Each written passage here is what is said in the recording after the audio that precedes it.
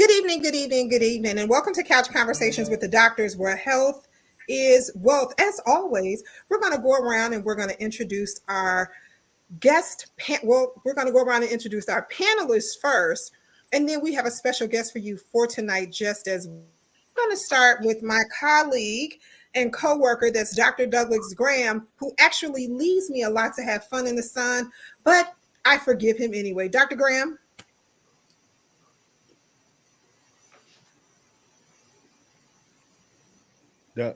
Doug. So I think, oh, there we go. Go right ahead, Dr. Graham. Thank you, Nikki. I'm a retired physician. I worked in the western suburbs of Chicago for 30 years and spent 2 years working in a congressman's office. It's a real pleasure and honor to be here, and I'm going to try and answer your questions if I can. Andy, thank you so much, Doug.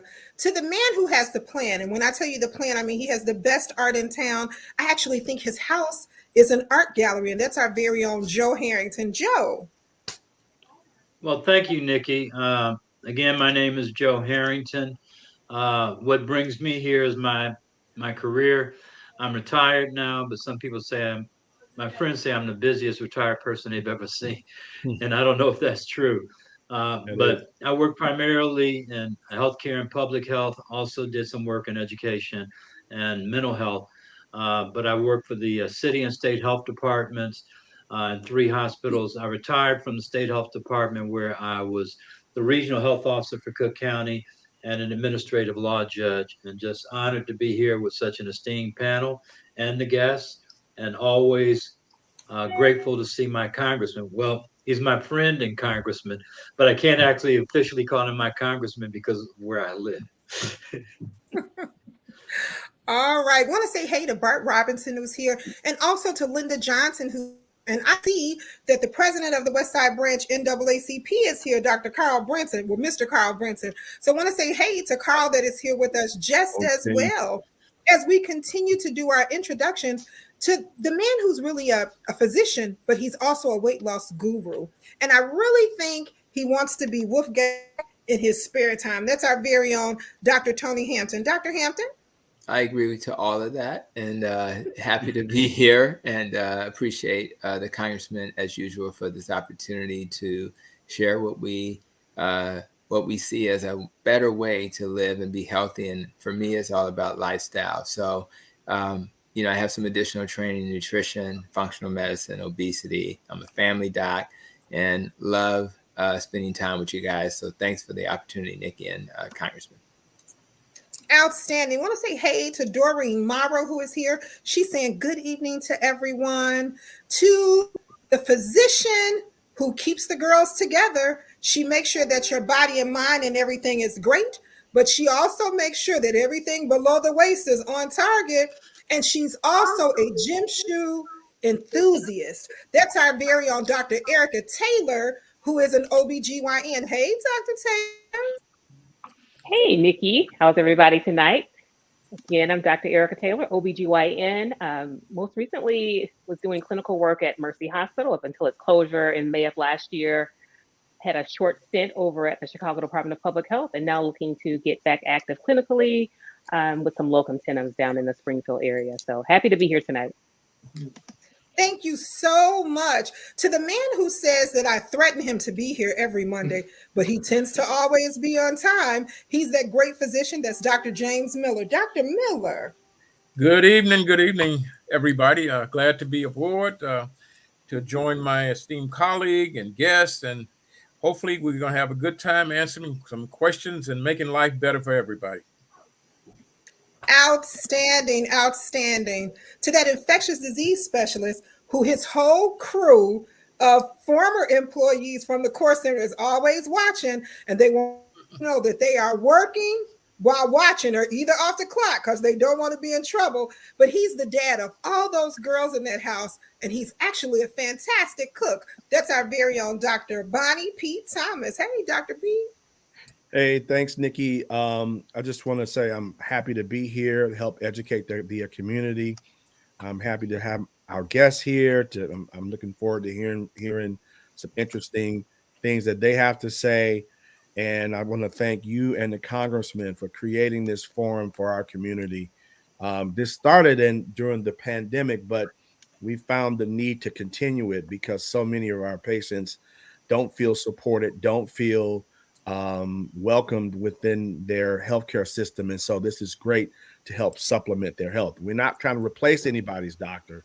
We just want to help answer questions and stimulate conversations so they can be empowered to talk to their physicians. So I'm happy to be here. All right. Thank you, Dr. Pete, so much. And Sister Bonnie, I got your message. You're telling us that we're going in and out. So we're going to be working on that internet connection to make sure that we are here, because you said you don't want to miss anything. And we want to make sure that you don't miss anything. To our special guest who's here with us on tonight, the woman whose makeup is always perfect. It is just phenomenal that she is always on point. And I got to say that to her. But guess what? She loves to read. She is actually the chair of her board in her county. So she's an adamant reader. She makes sure that her kids reading, but she's really a fashion guru. And that's our very own Mapilla. Mapilla, thank you for being here with us on tonight.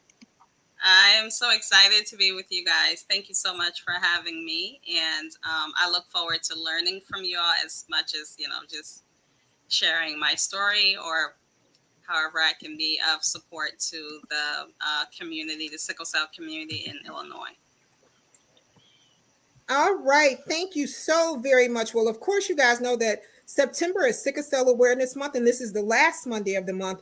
And we always leave you guys bang on each month when we have special occasions such as this. So we're going to have a few comments from Mapilla about that, but then we're going to also we have a meaty topic that you guys have been asking for a little while, and we've had some town hall meetings about. And before we get to any of that, of course, the man who makes this, the man who keeps this purposeful for us to do every Monday, the one who teaches us that true health is wealth, that's our very own Congressman of the Illinois 7th Congressional District, Congressman Danny K. Davis. Well, thank you very much. And let me thank all of our participants for gathering. And yes, this is Sickle Cell Awareness Month. And we've done a lot of things relative to sickle cell this month. We've had a gigantic, actually, introduction of a bill that myself and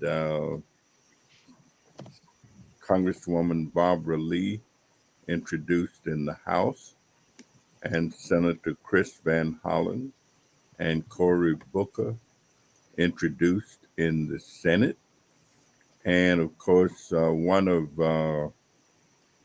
Senator Chris Van Hollen's staffers who had sickle cell passed away. And in memory and in honor of that staff person, we did a press conference that had about 200 people present last week as we talked about introduction of the bill. And so that was a very emotional event, heartfelt, and of course the attendance was superb, excellent, great.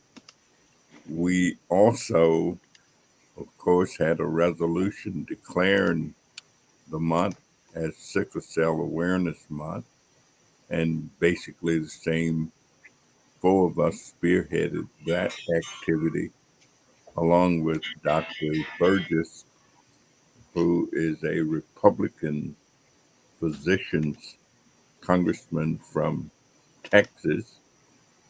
And I'm going to do his radio show on Wednesday in Washington at 4 o'clock. And then on Thursday, we have a very serious discussion of sickle cell from the vantage point of where we've been to where we are and where we need to go. It's one of the issue forums that we're going to do at the ALC.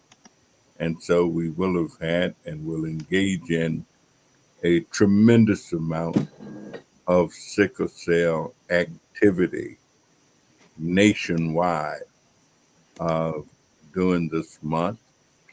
And we also are very aware and very involved because last week, one of my major bills passed out of the Ways and Means Committee, something called the reauthorization of MACV, which is home visiting and has become home visiting, maternal, infant, and child health. We are increasing the funding over a 5-year period of that activity by 50%. We're doubling the funding. Right now, the funding for that program is $400 million annually. By 2017, the bill that we've just got out of committee that will become law is going to make funding for that activity 800 million annually, which means that it will have doubled. And home visiting is an old concept that's been around for a long time. We argue about the founding of it in our Ways and Means Committee because some Republicans think it started under Republican president. Some Democrats think it started under Democratic president. But we were doing home visiting in the early 1970s when I worked at 2 community health centers. It was not called MACV, but we were doing home visiting. My job at one of those was the director of training at the Martin Luther King Health Center. I also wrote the first proposal along with the consultant that we had to get it started. And so home visiting was a regular part of what we did. It wasn't called MACV, it wasn't titled MACV, but we hired brand new health workers out of the community who had never worked before, who had never worked in healthcare before. And a part of what we did was teach them the value of helping people. It used to be hard to get people to get an appointment, keep an appointment. Uh, People who think that things don't change just means they don't know enough. They don't understand enough. They ain't been around enough. One of our biggest problems used to be trying to get people to keep appointments, to just simply have an appointment and keep it and understand the value of it relative to how the institutions work. And ultimately got to the point where they wouldn't argue so much. And we also had something present, especially in low income communities, called Medicaid meals. That's why, where even though we would have brand new equipment, brand new health centers, and people would still go to the Medicaid meal. And when you ask them why, they would say, because Dr. So and so gives me what I want. Or I tell them my problem and they take care of it. And of course, the federal government was spending billions of dollars in Medicaid meals. Well, finally and ultimately, that got changed as a result of a lot of stuff. But what spurred me to want to have a bit of this conversation, I read an article the other day that said most maternal deaths are preventable, that many of the people who die as a result of childbirth and as a result of pregnancies that much of that can be prevented. And I would hope at some point we'll raise that question tonight.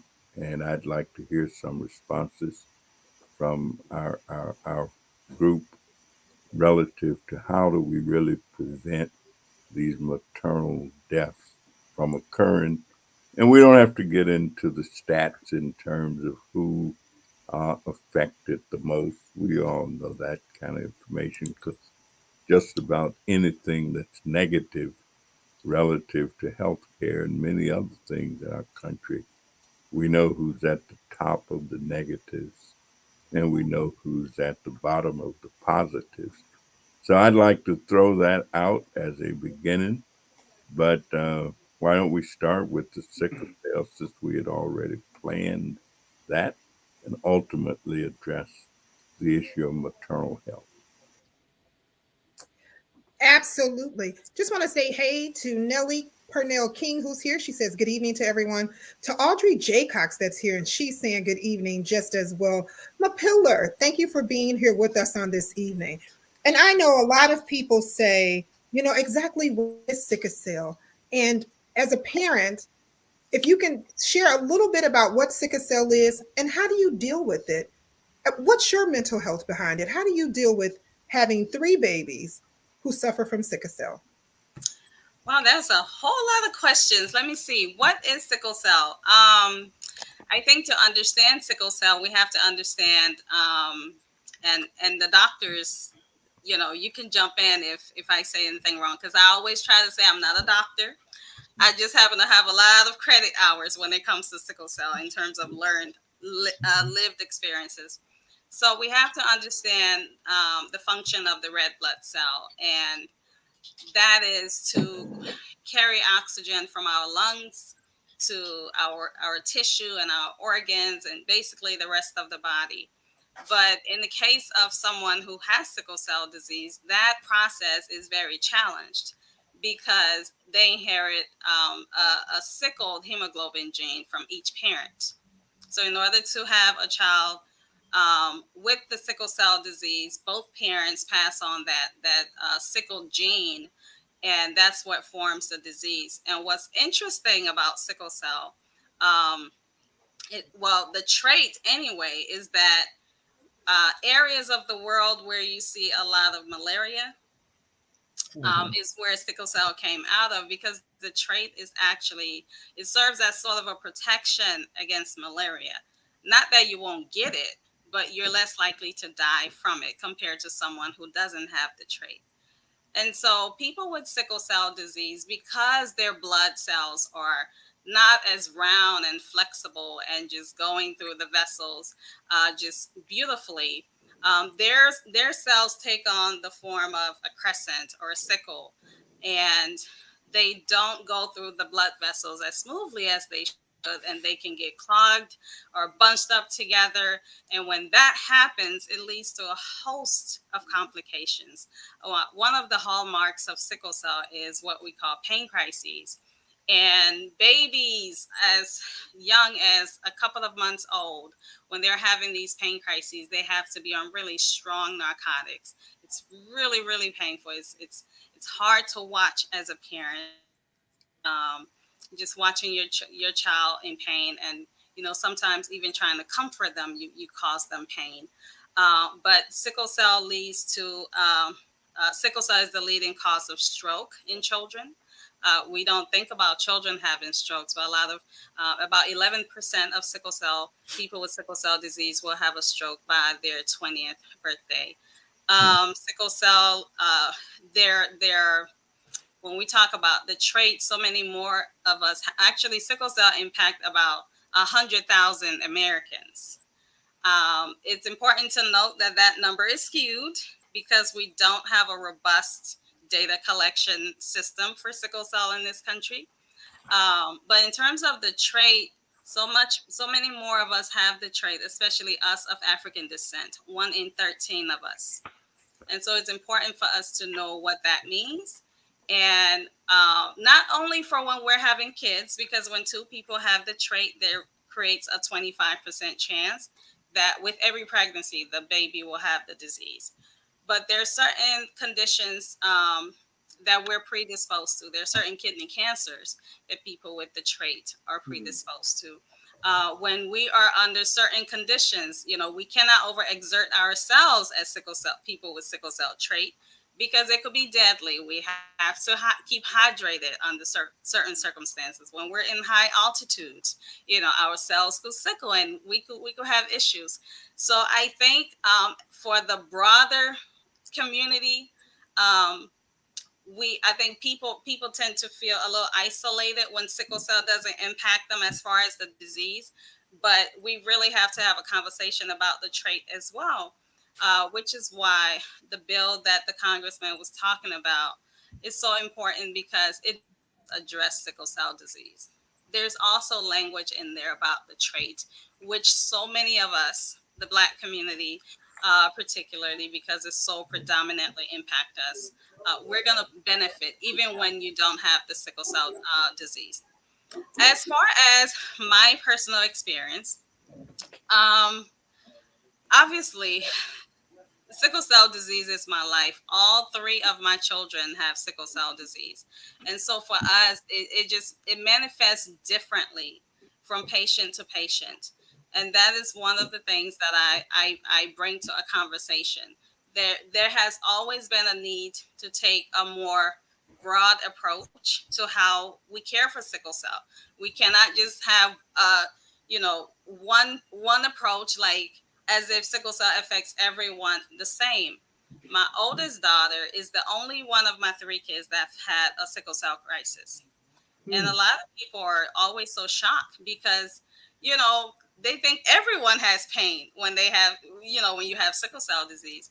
But my two youngest have never had a pain crisis. They're 13 and 17. However, my middle daughter had a stroke when she was 7. So she's the most impacted because now she has to have transfusions every month. And my youngest daughter, she is more impacted neurocognitively.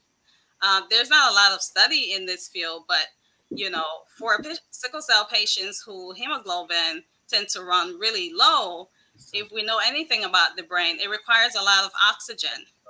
And so if you're not getting the amount of oxygen that's needed, They meant you're going to be 8:30. impacted over time. And so for her, that is how sickle cell impacts her because neurocognitively she struggles. What was the other question? You're on mute. Yeah, just unmute yourself, Nikki. I can't even remember. It's been so long. I am so sorry. I said, as a mom, how do you deal?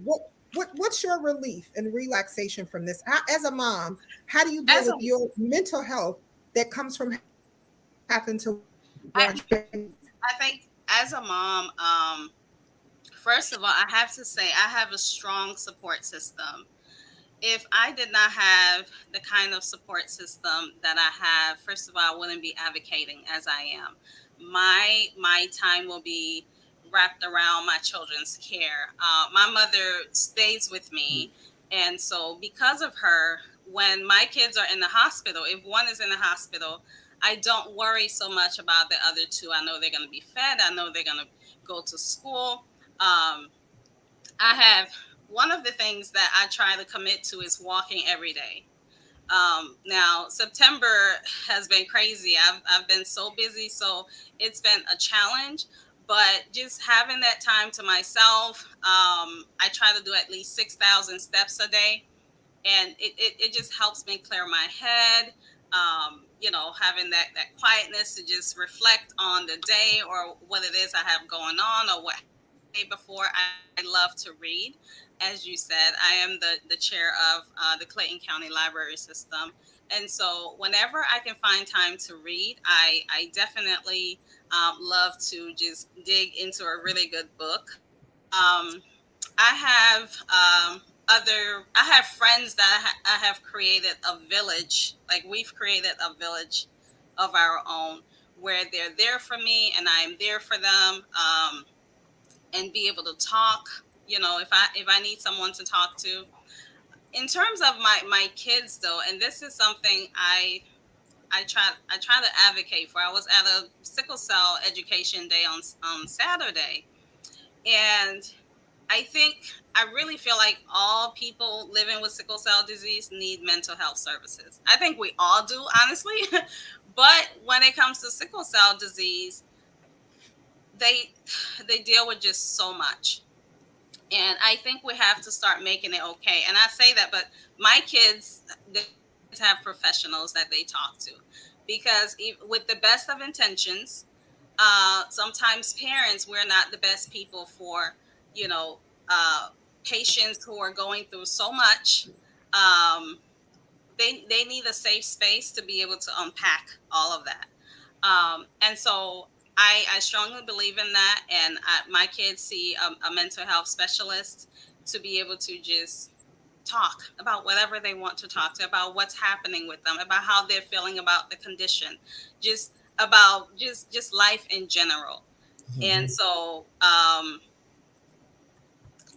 in terms of care, we worry about so much in this house. I remember there was a time I used to walk on eggshells because, well, especially when the kids were younger, they were getting sick frequently.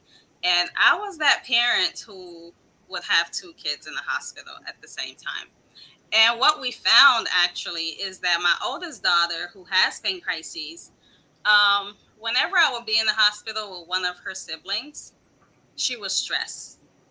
And it was always she would either join us in the hospital, or as soon as I got home, I took one look at her. I was like, okay, mom, I got to take her. So what ended up happening once I caught on to that, whenever something was happening with her sibling, I would always have psychology talk to her, whether it was a surgery that was happening, whatever it was. I will make sure that she got a chance to understand in terms that she can grasp, so that she's not worrying, because that's all that was. The stress of it was making her sick, and creating a crisis for her. So my kids have always been so close. So I don't know why I didn't get it at first, but but once I understood it, I was like, okay. And that's what we even now. One is 18. She just started college. One is a high school senior. They've always been so close, and we're still trying to figure out the fact that they're now a little disconnected, because they've always been together, and that's something that we talk about all the time.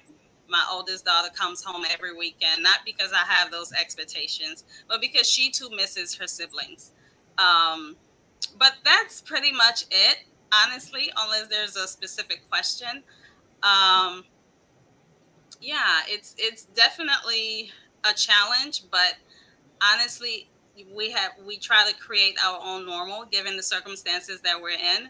I've had people ask me, don't you want to have a normal child, like a child that doesn't have sickle cell disease? And my thing is that poor child will have to try to figure out what, because this is our normal. They probably wouldn't fit in. Sad to say, but that's our life. I just wanted to just really quickly ask you. I've had patients who had sickle cell. Almost all of them were having pain crises, and it was a challenge. They would come in often. We'd have to have them on antibiotics. We would have to, obviously give them strong narcotics. They would have to get oxygen. We were worried about pain crises that would lead to the chest pain version, which we Chest worry more. syndrome. Yeah, we don't like that.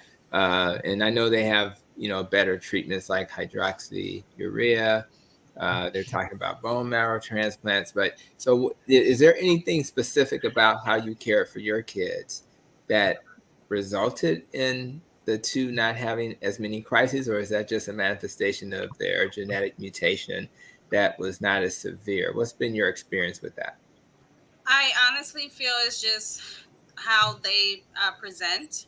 I couldn't tell you. I don't think it's because they're all raised the same way, same mom, same dad, and so it just speaks to how varied the disease presents, right? And even with you talking about hydroxyurea and some of the care that was administered, I think because for decades we went with just hydroxyurea on the market for a condition that impacts millions of people around the world. That is so insane to me. And while it worked for some, it didn't work for everyone. Right. But that's all we had. So now we have at least three other drugs just within the last 4 years that have been introduced that speak to the nature of what the disease is. Because hydroxyurea actually was it wasn't made for sickle cell. It was a repurposed cancer drug. And so now we have other therapeutics that are currently out, some that are in the pipeline, and just more options for a community of patients that manifest just completely different across the spectrum. And I think that's really what it speaks to. Sickle cell just affects everyone differently. Mhm. Outstanding. Mapilla, thank you so much for sharing. So much for sharing. Oh, there's one other thing I want you to share. Share just a few words about the documentary, the Oh my name, God. and where they can find it. Okay. So when little birdie told me months ago that a bill was being introduced, I thought to myself, okay, we need to galvanize the community then, and not just the sickle cell community, but the community at large. We need to educate on sickle cell. We need, stakeholders, people of influence to join us. And so I came across a documentary called Spilt Milk, and it's about a sickle cell patient who, and coincidentally, is a local movie for where I live, and it does such a masterful job of just describing what the disease is and the complications. It's a very emotional movie. Um, and so I decided to use that as the tool to not only educate people, but to ask of them at these screenings to please reach out to their members of Congress so that they too can help the sickle cell community and let them know that centers of excellence are really needed in the care of sickle cell. Because something that happens in the movie, the main character, without going too much into it, because I do want you guys to watch the movie, the main character gets really sick to the point where they were telling the family to prepare. And he was at one hospital where nobody knew what was going on. They were ill prepared to take care of him. And the only reason why he was there is because there was no bed at Emory, which is a better hospital. And so when he was finally moved to Emory, the standard of care was just night and day, so much better. And so after watching such a movie and hearing about the fact that Congressman Davis and Lee and Senator Van Hollen and Booker have introduced such a bill that can help patients, I'm telling you, everyone they get out their phone and they scan right away so they can contact their members of Congress. It's such a profound piece. And so we have two more here in Georgia, and I'm so excited that next month I'm coming to Chicago and we're all going to watch that movie. Everyone is going to be there, right?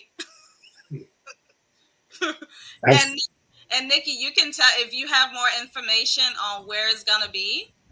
You're on mute, but if you have more Sure. information, No, we share our public service announcements at the end to make okay, sure that guys. people capture them and hold on to them.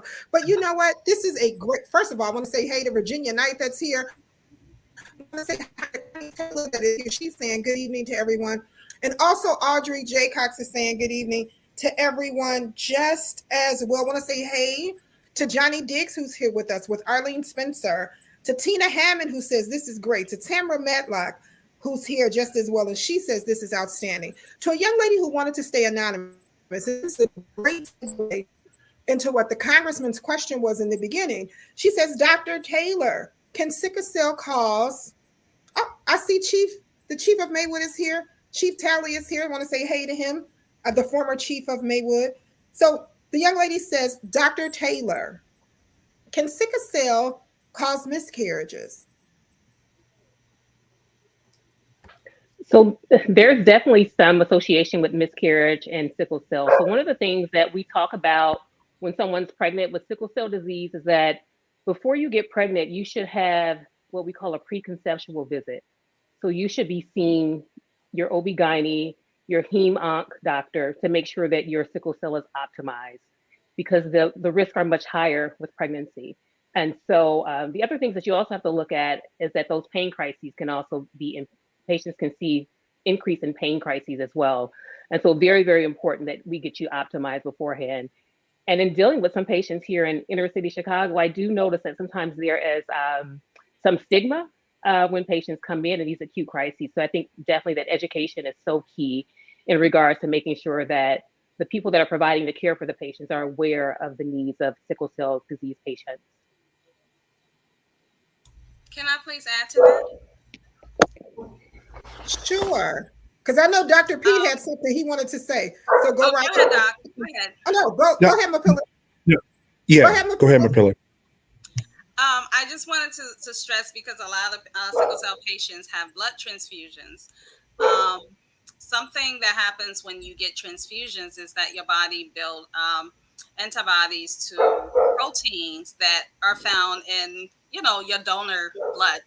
And so sometimes what happens is, not only can you now not get blood that has that protein in it, but when it comes to when you're having kids, there has to be precautions taken to make sure if your partner has that protein, it could impact the baby.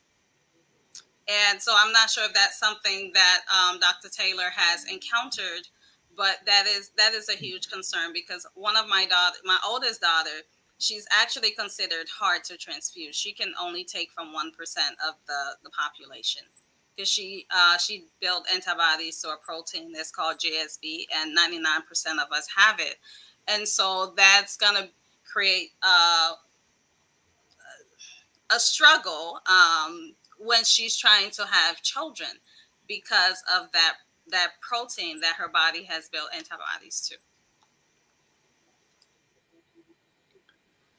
I could definitely state that we have seen some of those antibodies in patients that have been transfused. And so definitely very, very important too that we as African Americans also donate blood because that's one of the issues I think we're also faced with in the healthcare system. First of all, I'm a pilot. Thank you so much for sharing. I have a quick question. This is in regards to your diet or the diet of the patients with sickle cell. On this show, we like to cover a lot of complementary alternative medicines. And what do you feel that is the most optimum diet to maintain or to keep sickle cell patients out of crisis? I would say that's a loaded question. Because I'll say for us, I'm African, I'm Liberian, so my mom cooks. We eat vegetables, we eat rice, but we eat a really well balanced African diet. But when we're talking about what is the optimal diet, then we have to look at this is a community that's already socioeconomically challenged, right? And so what may be the best diet is not affordable to them. So I can only speak for my family. We try to eat, not that they don't eat burgers and fries from McDonald's, but at home my mom cooks. We eat a well balanced meal, and but more importantly, we are like my life revolves around their care. We see their hematologist. Some of them are every 2 months. For my daughter that has to have a transfusion, is every month that we go to the hospital. There's certain tests that sickle cell patients have to take. Sometimes it's every year, every 2 years. For younger kids, there are transcranial Dopplers where they scan your brain to see how susceptible you are to stroke. As I said, sickle cell disease is the leading cause of stroke in children. So I think more important is just keeping up with your children's care, or as an adult patient, keeping up with your care, and utilizing these new therapeutics, because what we find is that oftentimes, because our patient community don't really have access to care, they utilize the emergency room a lot, and so it becomes one of those things where you're just treating the pain crises, when actually there are therapeutics on the market now. If you are consistent, if your compliance is good, it really can help better your quality of life. I would just add really Thank quickly. you so much, Mapiller. Pete, Well, you had something you wanted to go over into? Dr. Hampton wanted to say something really quick. this will be quick. Just, I had, in my nutrition training, we touched on this very briefly, and I don't recall that we found studies that specifically address diet, and as clinicians we try to have studies, but what we did discuss, however, is that obviously any diet that's anti-inflammatory, so if Dr. Mason was here, he'd say go fat. I'm going to say low carb. I think any anti-inflammatory diet, whether it's Mediterranean, low carb, or whatever, where you just don't eat the standard American diet, is helpful. Less processed food, less sugar, etc. I also would say that anything that, since folic acid has a lot to do with hemoglobin and how you make it, right? So any foods that have a high folic acid content, whether it's liver, seafood, leafy green vegetables, and things like that, are probably going to be advantageous. So I would kind of move in that direction. But the main thing is to eat real food and not processed food. Thank you, Dr. Hampton. So, Dr. Taylor, this was a perfect segue. Can you comment about, I know this idea that sickle cell patients who are pregnant has higher risk for complications, but in general, can you give us a snapshot of what's going on with maternal health right now in the United States, and particularly for African-American women? Absolutely. So currently, we are seeing roughly about 700 women die every year from maternal mortality. So the way Congressman Davis actually alluded to this earlier, that many of these deaths are preventable. So 2/3 are thought to be preventable. And so we are seeing Black women die at a rate of 3 to 4 times the amount of their white counterparts. And so I also like to reframe that and state that hospitals are killing Black women at 3 to 4 times higher the rate compared to their white counterparts, regardless of socioeconomic status and education. And so again, many times it's very preventable. So I think we have to start with education of our patients so that they know some of the warning signs. So things that they should be concerned about, things such as headache that won't go away, blurred vision, shortness of breath. And so if they're seeing those things, like really getting into the emergency room right away, I think there needs to be more conversations with patients in regards to that. Maternal mortality is not just impacting these women immediately after delivery, but for that entire first year after delivery, we're seeing these women die. And so one of the things that we've seen is this expansion of Medicaid, so that the postpartum period is no longer just 6 weeks, but actually going out to that entire first year after delivery. And so again, it's just so key that we start to have that education. The CDC currently has a campaign called the Hear Her campaign, where they're doing more education in regards to individuals that are providing care, because it's thought that Black patients that are taken care of by Black physicians seem to fare better. In my time at Mercy Hospital, we saw our fair share of hypertensive urgencies and crises after delivery, where patients were often mistreated when they would come through the ER doors, where they would be sent home and treated like someone who was non-pregnant. And so it's just so important that these women are just treated. We started to do a bracelet where they would be identified as being a postpartum patient, so that they would be fast-tracked through the emergency room rather than sending them home to die or have a stroke or what have you. So it's just so key that we start to have this interdisciplinary education with internal medicine, our emergency room physicians, so that these patients are being treated appropriately. So Dr. Taylor, can you break that down for us? So like, is this a matter of neglect, or is this a matter of is it a matter of disconnect with the healthcare team? What's really going on here? So I think a lot of this deals with implicit bias, this unconscious bias that Black patients, when they come in, they're just, sometimes they're not seen and they're not heard, unfortunately. And so even we think about pain, when a patient comes in pain, there's this whole thought that, dates back to slavery, where Black women were experimented on in regards to many of the modalities that we have in the field of OB-GYN, because they felt like Black women did not feel pain. And so many women are still being impacted like that today, where they come in and they're less likely to receive an intervention for their pain compared to a white woman or a Latinx woman. And so again, I think that we need to have education in regards to implicit bias. I think we need to start in medical school, where students need to start to have that education. In order to get licensed in any state, I think that you should have to undergo implicit bias training. And it doesn't matter, like there have been physicians that have died. There was recently a pediatric resident at Indiana University who passed away about 2 years ago. And so it doesn't matter about your economic status or your educational status. Like, women are dying everywhere. With us being a developed country, we are number one in regards to maternal mortality. So we have a long way to go. Wow. And I just want to say none of us are immune to this. Just because we are, most of us, except for Dr. Graham, are African American, and he's an honorary African American because he's on his panel. But we all have the same biases. So I have to be careful. I see people coming into my clinic and maybe they look a certain way. And maybe they got a tattoo on their neck or a tattoo on their arm. A lot of our African American women have tattoos, right? Mm-hmm. And they're beautiful tattoos. So I have to check myself and not judge people just because they may not carry themselves the way society deems as okay.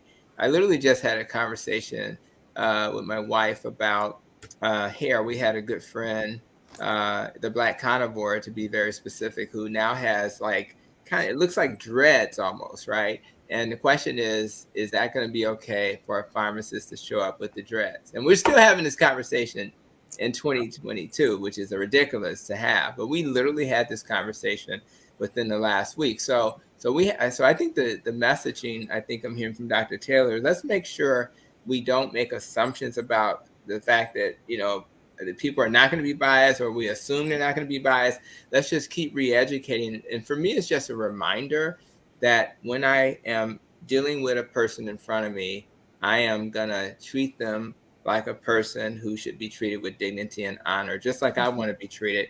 And a lot of times why people may behave a certain way or talk a certain way or whatever, there's a reason for that. And if anything, we should be more empathetic. And all we're asking for people to do is to have empathy in society.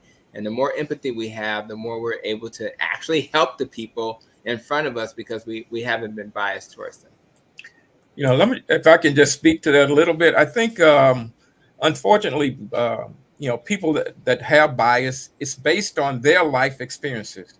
And it doesn't just go away because we say we need to be doing a certain thing. So I think that Dr. Taylor's point to it, that everybody ought to be educated and trained to first begin to understand their biases and how they impact on other people, whether it be a healthcare provider, whether it be in any other setting. But I think that is a key thing that we have to do in our society. I mean, it has become a education. It has to become a concerted effort.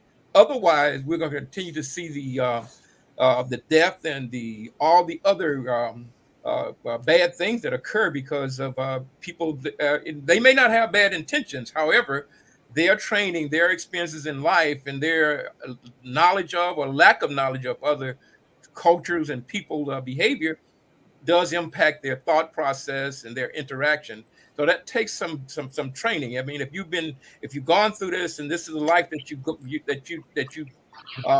have these are the things that you have developed in your life. I mean, it just doesn't just go away unless you're trained and educated and learn how to deal with it, so that when you encounter those situations, it triggers that. Oh, I need to look at that and make certain that I'm not letting my biases make my decision. Yeah, I want to make a point and just qualify what you said.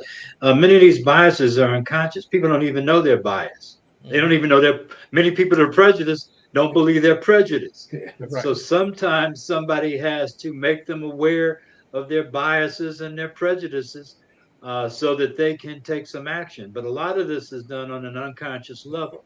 Yeah. There was an incident that took place, and I was reading this op-ed in the Chicago Tribune last week, and everybody's heard about it, at least locally, about this woman that was brutally attacked in Lakeview, and then they made a commercial out of it, and you could hear the woman scream. But the person that wrote the op-ed said, "We assume that the assailants were black. Nobody knows who attacked the woman. That's a bias." And that's what we typically as a group face, these unconscious biases where people will look at us and perceive us as acting in a negative manner, or even sometimes that the result of ill health are a result of things that we should have done but we didn't do. So they will assume that in some respects we're responsible for the conditions we bring to them as doctors. So it's important sometimes to push back on this issue of bias and really make people aware that they're acting in a biased or prejudiced manner towards us. Yeah. And I will just say this in addition to when we're looking at the healthcare community, when we deal with, especially when we're dealing with people who live in underserved areas where quality healthcare has not been readily available, that individual suffers from that, number one. So when they present themselves because they have a condition that has occurred because they did not receive the care that they needed at the time that it was needed. Now we're beginning to see other manifestation of that problem, and that has to be taken into consideration as opposed to people, just coming to the conclusion that this person just simply has a bad attitude and they're acting in a manner that, one of the, when we get back to, I wanted to say this about sickle cell. One of the things that unfortunately, during my time period in terms of practicing healthcare, I was there when really there was no other than treating them with pain and hydration. That was it. There was no other meds when I first started practicing, other than to hydrate the patient if they had, search for infections and other cause. But one thing that I've noticed, especially those patients that have painful crisis, is that they often suffer from people's judgment of their ability or their whether or not they have pain.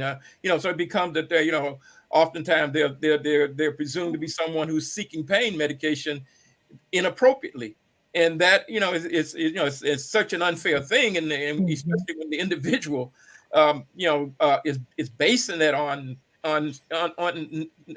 something that isn't real, something that they really cannot really have the justification to make those decisions. So I think that there's a lot of things in terms of this bias that we see in our society that, again, it's going to take a lot of education, a lot of training, and also just really beginning to say, let's understand each other better.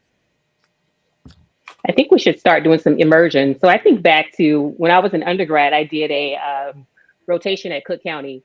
And during that time, I had to go to the Fantis Clinic. I had to get the orange card, get vaccinations. I had to sit there for 8 hours. And so I really had the opportunity to see what it felt like to be a patient. And I really think that it's so important that we start to immerse some of our medical students into that, because sometimes many of them have never seen a Black person before in their life, and they don't know how to interact with Black people or people from socially economic disadvantaged backgrounds. And so I think really immersing people into the culture, I think it's really needed. And if I might, they're just things that people don't know. I had an experience the other day. I went through a McDonald's and I ordered a cup of coffee, and I was trying to think of something that I could eat. And I said, and give me one of those, I couldn't think of hash browns. I said, potatoes. And the young lady say, we don't sell potatoes. and I didn't want to, I said, you don't sell potatoes. She said, no, we don't have no potatoes. And she forced me to get around to, I said, well, what about a hash brown? She said, oh yeah, you want a hash brown? This was Friday. I said, I couldn't believe it, but I said, my bad. I couldn't get it. So yeah. Thank you so much for sharing that, Dr. Taylor. We need to have you on more and do a deeper dive into what's going on here, because I remember listening to a lecture in medical school about this, and then to think that that's still going on, where Black women don't feel safe in the hands of healthcare professionals. That's just ridiculous. Yeah, I I would agree. definitely love to come on. And there's definitely been an uptick in women who are actually doing home births because they just don't feel safe in the hospital setting. So they're identifying Black midwives to deliver them because they just don't feel safe. Okay. So that answers a couple of questions. We need more healthcare until the world changes, until we live in a world where people can look at any clinician in front of them and feel comfortable. We need more clinicians of color to enter the medical field. True story. And then we have to be honest about the past. So when we go backwards and think about Mississippi appendectomies, when people are getting hysterectomies, when they went in for their gallbladder, that's part of our history. When they used to give birth control to women of color, because they weren't, raising, delivering slaves anymore, and they weren't valuable to the world anymore. We have to be honest about that. We have to be honest about how C-sections were being done without anesthesia to Black women, and how Black women historically have been the source of all they didn't need mice back then because they used Black women as the source of these experiments. So we really have a lot of cleaning up to do. We have to be honest about our past, and then we have to start to heal. But we can't heal if we're not being honest, and we don't understand why a person of color will hesitate to use the health system, let alone the social determinants of health that prevent them from having access to the health system. So we have a lot of work to do, but I'm excited, and I agree with my brother that having you guys on tonight has been very valuable. So I know we're going to be wrapping up, but I want to make sure, I want some clarity on this movie so that everybody listening will have either access to it when they do these gatherings to do it, or anytime. So could you give more clarity about when the movies are, and when can we watch this great movie? So on next month, we're going to have a town hall here, and we will be showing snippets of the movie. And at that time, we're going to release that link. But we want you to come and see the movie with the congressman. So we'll be releasing that link right after there. Actually, you'll get a flyer and it'll have the link on it so you can take it home and watch it for free after you've seen some of the snippets there. So, as your daddy, as my daddy would say, you got to leave something to the imagination. Tonight, we're going to leave that link to the imagination, and we're going to share that with everybody on that date when they meet us over. He wasn't talking about this topic, Nikki. Yes, he was. Yes, he was. My daddy was always talking about this topic. Yes, he was. Yes, he was. I want to say hey to, Audrey J. Cox had an interesting question. She says, do you think the stigma associated with sickle cell is why we don't hear about it as much as we previously did? That's a great question that she asked. We got a few seconds to answer a few questions. I think we can take 3. So did anybody want to attack that question? And Congressman, you look like you got something to say. Well, I don't think that's the reason. I think the reason is that we have not promoted enough and created the awareness and provided the opportunity. And that's one of the reasons. This, as I said, will be the 5th sickle cell event that I will have done this month after next week when we finish. And I think those of us who know have a responsibility to help others to know. And if we promote it enough, I think we can reduce whatever stigma there might be. And I can tell you that people have dealt with it in such a heroic way. As I listened to Miss Dunn, I mean, I was totally mesmerized in terms of hearing how she and her family have dealt with this in the way that they have.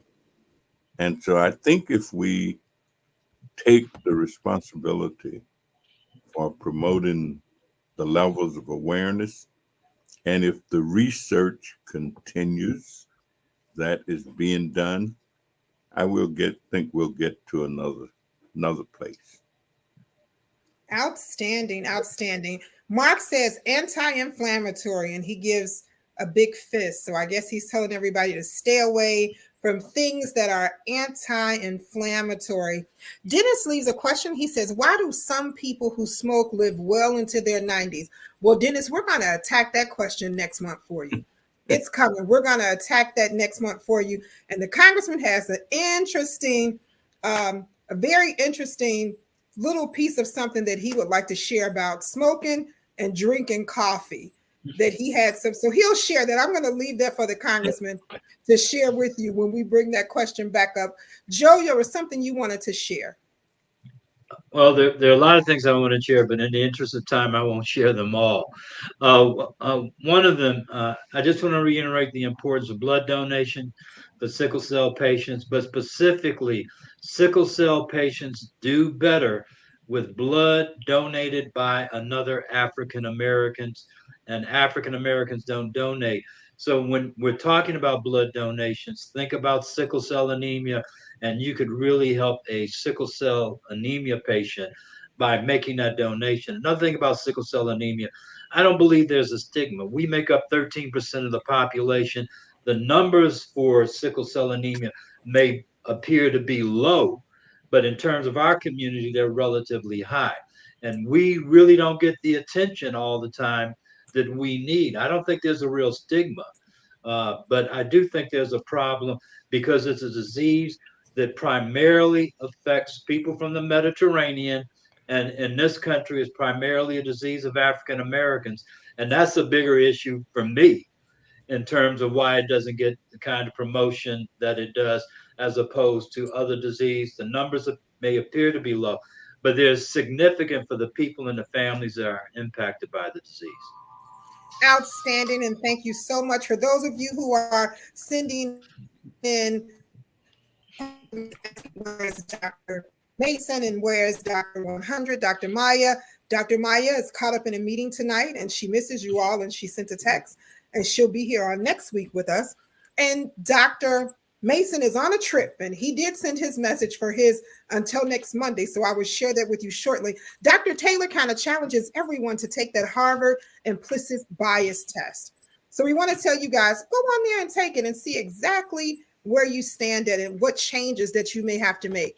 And of course, she'll be back. She will be back all the time. She's here as well. She is a part of our healthcare team. So look out for Dr. Taylor. She'll be back. As always, this is our great transition into our Until Next Mondays. So Joe, what thoughts would you like to leave with the community until next Monday? Two things. One, Representative Mary Flowers really promoted and established legislation around infant and maternal mortality among African Americans. There's actually a task force that exists. They did their first report last year. They're on track to do another report. Angela Ellison at the University of Illinois is the chair of the task force.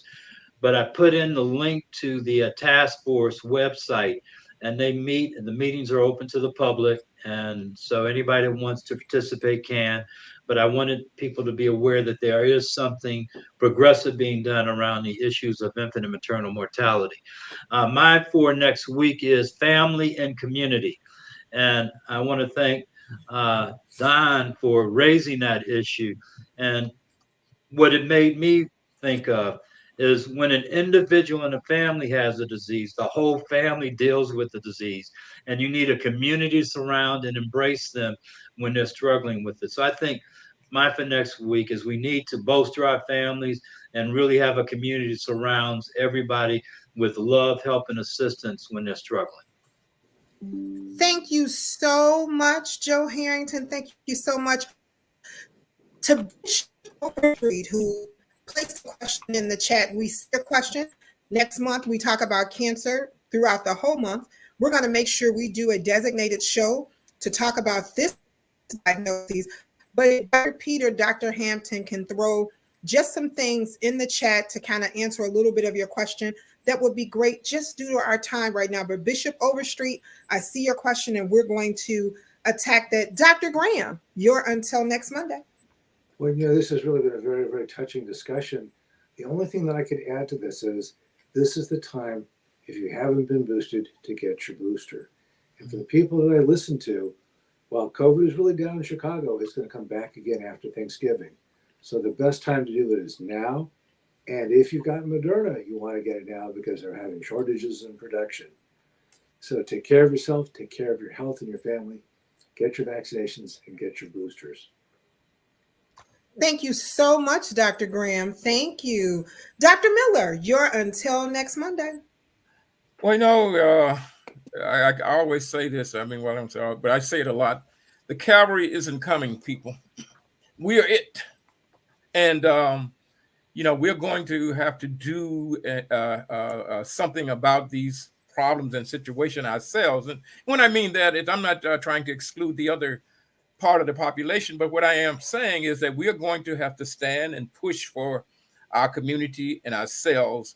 As Joe mentioned, the fact that sickle cell is not a large number when we look at the general population, but it is a significant problem for the African American population. And so if you live in a certain community, you may not even see a sickle cell person.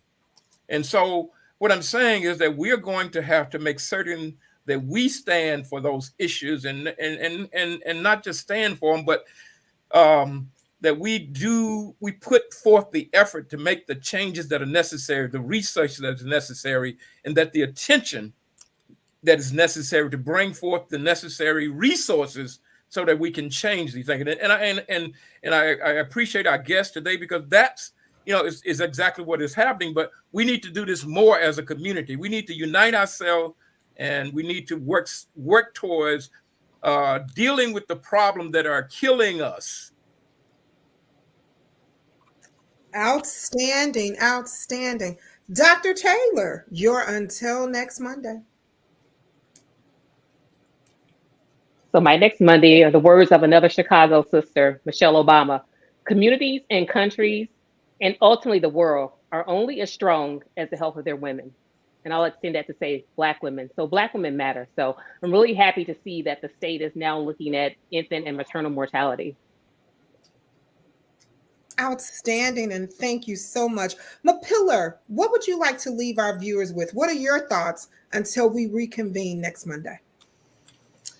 Well, I would like to echo Dr. Miller and Joe that we really are the help that we are seeking.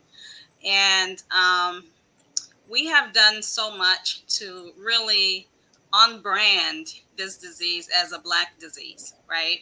Because it's not a Black disease. Yes, it predominantly impacts us here, but there are other races who are impacted by sickle cell disease. However, there are certain things that the sickle cell community, certain help that the sickle cell community needs that race plays a huge part in. Blood donation, diversifying the bone marrow registry. So I just want to everyone who's listening, please, if you are between the age of 18 and 44, please consider joining the bone marrow registry. And if you're older, if you have influence, please encourage your friends and family to join the registry because we really are the help that we need. Outstanding. I gotta grab Gil Scott's question Because Gail Scott says, where can she donate blood specifically for sickle cell patients? Does anyone have a location where she can go to donate blood or share that information? Yeah, I suggest she contact the American Red Cross because they did have a special project focused on sickle cell patients called Closing the Gap. So it would be easy to do, but I would suggest you contact the American Red Cross about donating specifically for sickle cell patients. Outstanding. And thank you, Joe. Dr. Hampton, until next Monday. I'm going to circle back to my thoughts about empathy. And when I was doing my nutrition and functional medicine training, we spent time learning about motivational interviewing and reviewing that. Most of the clinicians have learned that, but in order to help people, rather you're talking about me as a clinician helping a patient, you helping a neighbor, or anybody that you're in contact with, you have to build rapport and have empathy, and people can smell it when it's not genuine, right? And how do they smell it? Well, they smell it by how you look at them. So if you don't give them eye contact, that's a sign that they may not be able to trust you. So if you want to earn trust, is how you look at people with the eye contact. It's your body language, your posture. And if your posture is one where you're not comfortable, they'll be able to see that. They're going to look at your facial expressions. They're going to look at your tone. They're going to make sure that they're being heard. And one of the things that we do at Advocate Aurora is that we talk about how important it is that people felt that they were listened to. Now, they may interpret that by you gave them a summary and it didn't have the stuff that you said you were going to do for them on the summary. So they said, it must not have listened to me. But for me, it's just a way to say, you know what, I repeat back some of the things that I talk to when I talk to people. So when I repeat back, that's a sign that I actually listen to them. So people in any community, doesn't have to be in communities of color, want to feel valued and respected. And there's just little simple things you can do because most people went into healthcare to help people. So since you did that anyway, you're better going to be able to achieve that goal if you build rapport, are empathetic, and you show that you care. And if people feel that and they see that and they experience that, then I think the world will be a better place. So that's what I ask all of us to do so we can we do our little part to make the world a better place. Outstanding. Dr. Pete, you're until next Monday. Yeah, I was trying to think about something to leave that addresses both the sickle cell current condition that we're in and then maternal health crisis that we're in. And the one thing I can say is that although African Americans make up 13% of the population, Black physicians only make up 4% of the current U.S. doctors. In fact, there are less Black men in medical school now than it was in 1970.